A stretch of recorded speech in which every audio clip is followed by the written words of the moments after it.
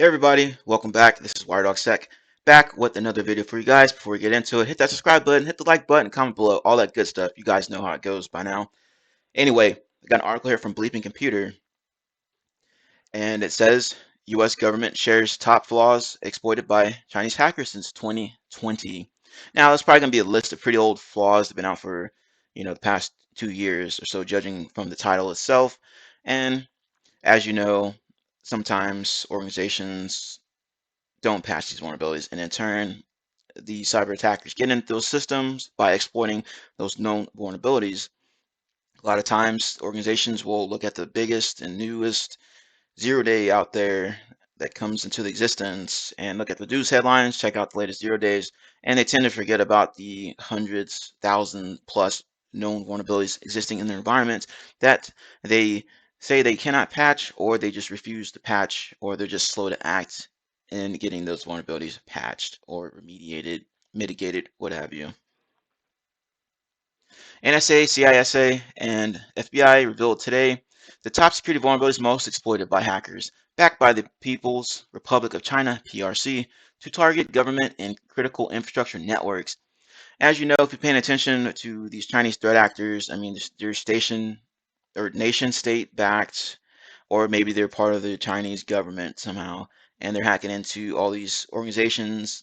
A lot of times, these organizations are in the United States, and these organizations contain a lot of sensitive information pertaining to critical infrastructure. Maybe that will be in some aspect dealing with military technology, dealing with other types of technologies such as energy, oil and gas, stuff like that. And these nation state sponsored attackers will target those organizations in order to steal that sensitive information, like the intellectual property, so they can in turn review that information and maybe use that to benefit themselves.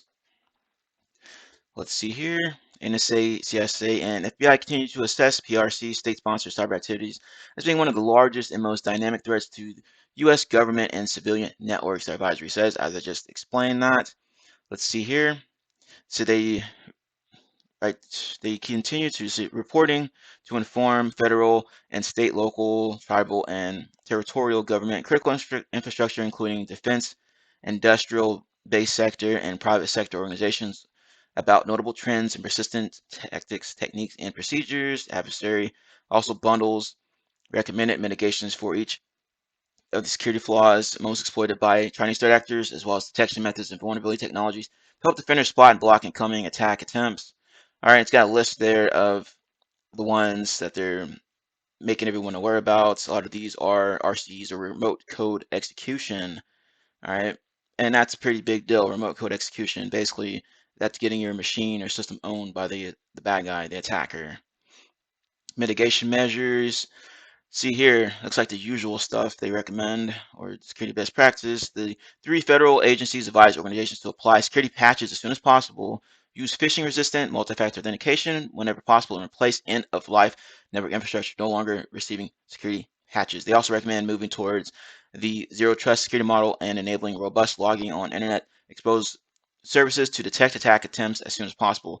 See, that is just security best practices that we've been preaching and preaching over and over, for a very long time, and some organizations still don't want to apply those security best practices, even though it's in their best interest to do so, because these cyber attackers become more and more advanced as the years go on. They're constantly developing ways to bypass security protocols, security defenses in place, and you need to have a layered defense, or you need to apply security in depth so that you have various different like tripwires throughout your environment that will alert on or prevent these types of attacks from happening, or at least detect on the attacker in your environment, so you can in turn react or respond to that incident or event.